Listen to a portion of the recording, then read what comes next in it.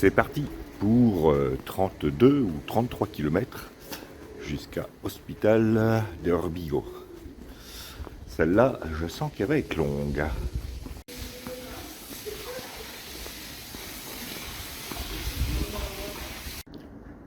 Ah, j'avais pas remarqué ça. Je suis à l'emplacement de l'ancienne muraille romaine du IVe siècle.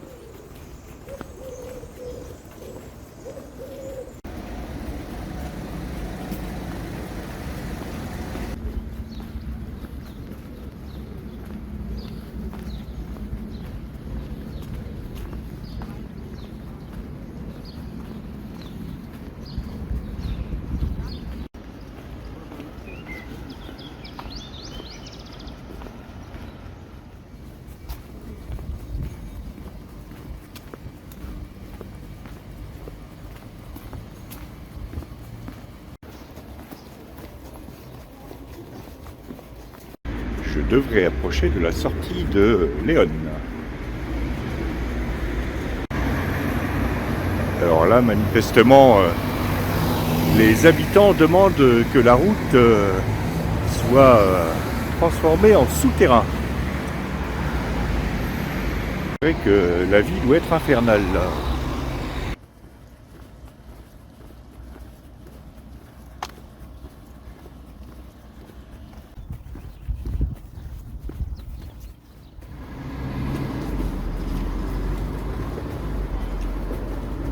Enfin, je suis sorti de Burgos, je suis toujours dans les faubourgs de Burgos.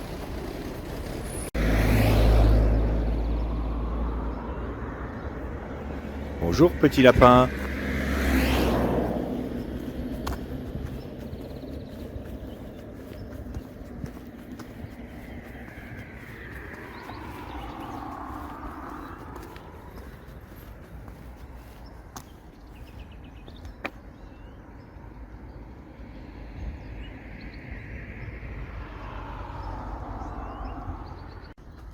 Les petits lapins font leur footing de bon matin. Je sais, c'est pas terrible, mais j'ai pas trouvé autre chose sur le coup. Voilà, c'était la poésie lapin du jour. Ce matin, un lapin a tué un chasseur. C'était un lapin qui, c'était un lapin qui, c'était un lapin qui avait un fusil. Je vous avais dit que je vous chanterais une chanson de Chantal Goyard. Eh ben ça s'arrange pas. Bien, eh bien, je suis parti pour 20,44 km de ligne droite, ou quasi droite, le long de la nationale 120. Je sens que ça va être long.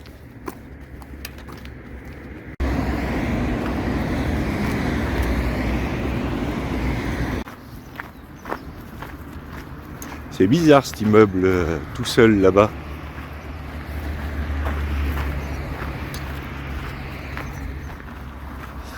Il y a encore des cyclistes là-bas qui n'ont toujours pas de sonnette. Ils sont passés à côté de moi, mais je les avais pas entendus. Puis ils sont passés vite. Si je reviens là-dessus, c'est parce qu'hier, il y a une Coréenne qui était en fauteuil roulant, tout simplement parce qu'elle s'est fait percuter par des cyclistes alors qu'elle était sur le chemin. Donc les cyclistes, merci de ne pas rouler sur le chemin quand les vélos sont interdits sur le chemin. Et quand les vélos sont autorisés sur le chemin, merci d'utiliser une sonnette et de pas rouler comme des dératés.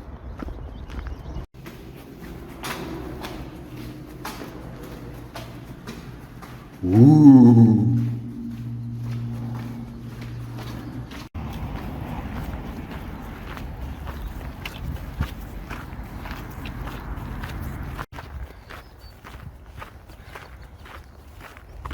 Ah, de loin, je croyais que la structure à gauche, c'était un immeuble, mais ça n'est pas un immeuble. Ça a l'air d'être un réservoir. C'est marrant parce que je pensais marcher 20 km en ligne droite le long de la route, mais pour l'instant, c'est pas le cas. Et ça, c'est plutôt agréable.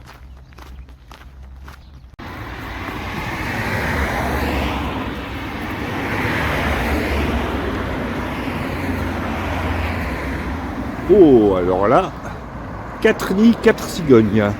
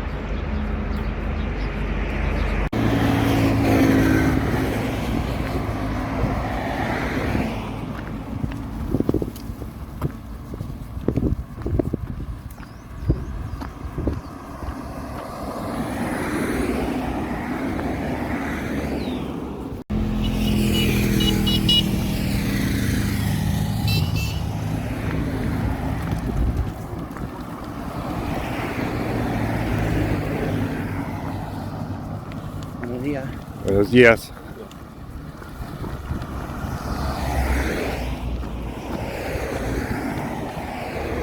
Bien, maintenant que cette pause, ce grand petit déjeuner est passé et que cette troupe de cyclistes qui normalement devrait rouler sur le bas-côté droit de la route est passée, on va peut-être reprendre notre série.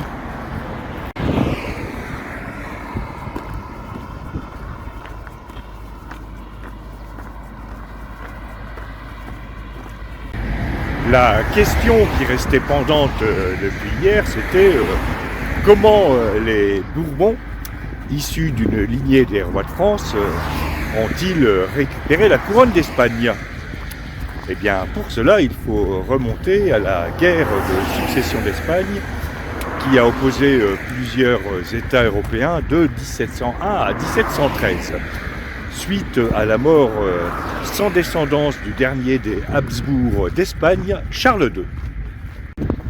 L'enjeu de cette succession n'est ni plus ni moins que la domination du monde, voire de l'univers. Ou alors juste de l'Europe. À la mort de Charles II sans descendance, les deux principales familles régnantes en Europe sont les Bourbons et les Habsbourg.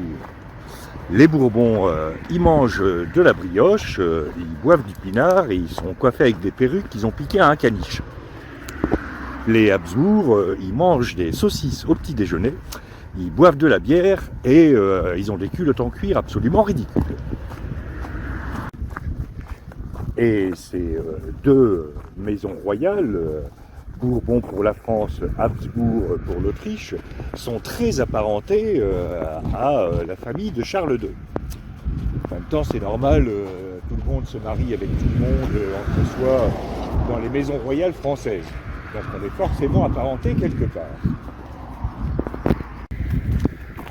Les Habsbourg sont une branche cadette de la maison d'Espagne, qui règne sur l'Autriche et le Saint-Empire romain germanique.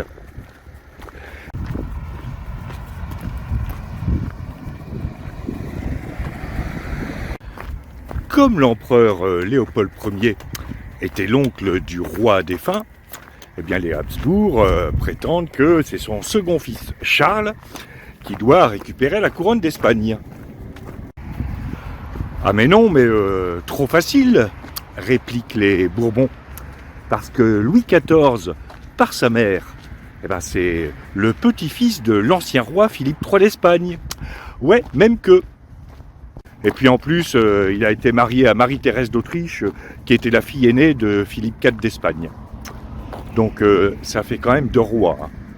alors que l'autre c'est juste un oncle de roi.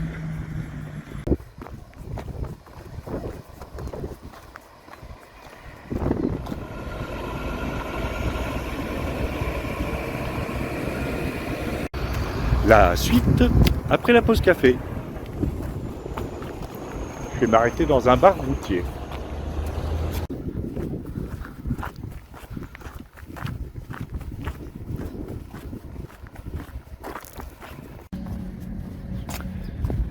Bien, après cette pause café, reprenons. On en était donc à la querelle de succession du trône d'Espagne entre les Habsbourg et les Bourbons. Je vous épargnerai toutes les différentes tractations dont l'objectif est de convaincre Charles II de désigner tel ou tel successeur. Toujours est-il que les différents personnages qui gravitent autour de Charles II, dont le pape Innocent XII, le convainquent qu'un Français serait plus à même de conserver l'intégrité des possessions espagnoles qu'un Autrichien. Entre pays producteurs de pinard et où on mange bien, on sait quand même s'entendre.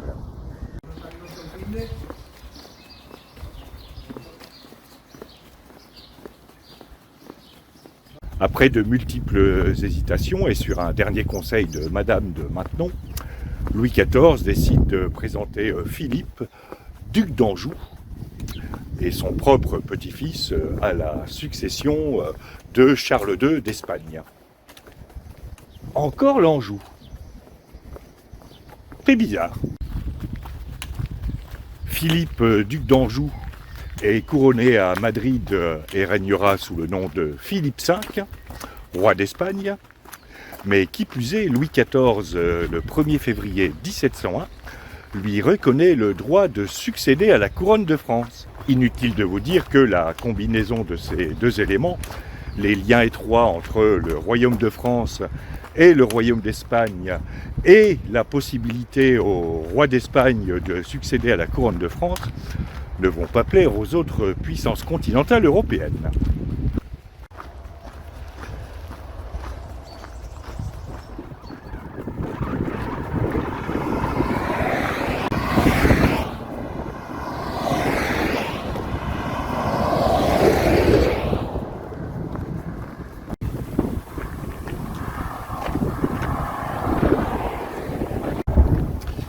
Cette situation va entraîner une guerre qui durera de 1701 à 1713 entre d'une part la France, les royaumes de Castille-Léon, plus quelques autres petits alliés, et d'autre part le Saint-Empire romain germanique, l'archiduché d'Autriche, quelques petits alliés, et bien évidemment le royaume d'Angleterre qui est toujours dans les bons coups.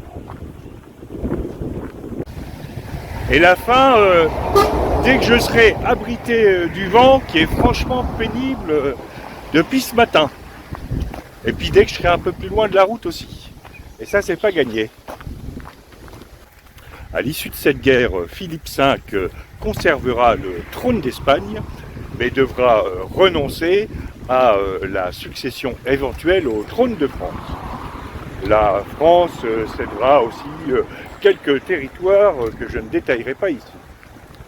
Toujours est-il que cette guerre qui aura duré de 1701 à 1713, suite une fois de plus à un conflit de dynastie et une querelle de succession, aura fait entre 400 000 à 700 000 morts selon les sources.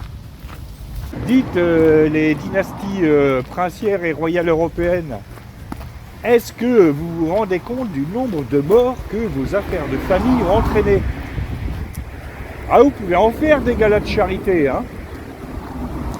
Philippe V conserve donc le trône d'Espagne et il sera à l'origine de la maison des Bourbons d'Espagne, que nous retrouverons au moment de la guerre d'indépendance de l'Espagne face à la France. C'était assez compliqué d'enregistrer aujourd'hui à cause du vent et puis de la circulation. Donc cette guerre de succession d'Espagne, nous verrons ça demain.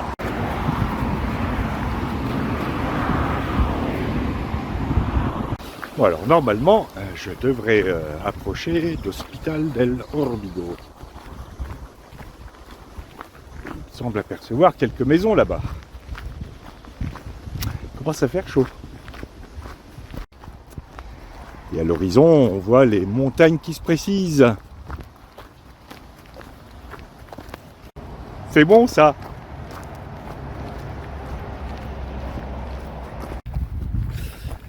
Tiens, je vais profiter de cette approche et d'un calme relatif dans le doux zéphyr très pénible qui m'a accompagné tout le long de l'étape pour vous résumer la situation. Pourquoi des Bourbons à la tête de l'Espagne? La maison des Valois qui a la couronne de France voit sa lignée s'éteindre faute d'héritier mâle.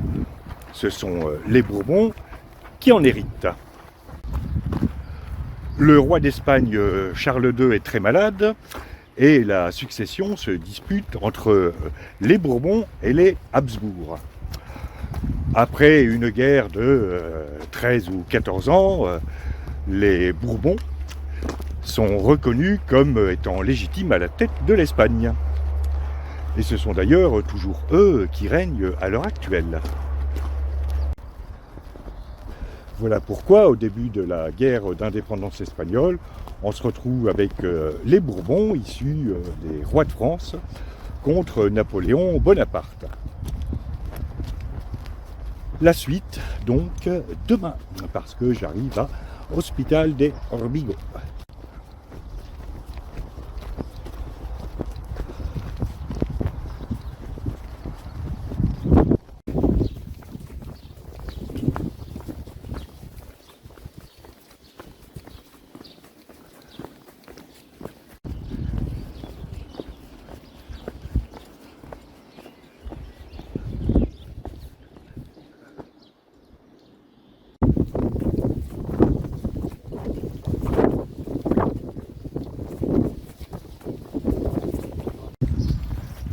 Comme il est 3 heures, tout le monde est en train de faire la sieste. Ou alors de manger. Et ici, on mange assez tard le midi.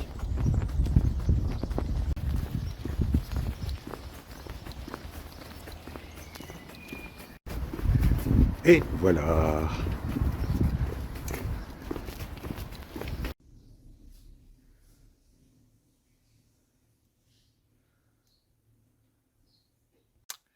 J'ai même un petit rideau, c'est cool. Voilà, fin de cette étape de 33 km où le vent a été assez pénible. Du coup, j'ai eu du mal à enregistrer, sans compter la circulation incessante. Donc du coup, demain, on commencera par la guerre d'indépendance espagnole. Ou alors, est-ce que je fais la généalogie des Habsbourg? Non, juste la guerre d'indépendance. À demain pour de nouvelles aventures.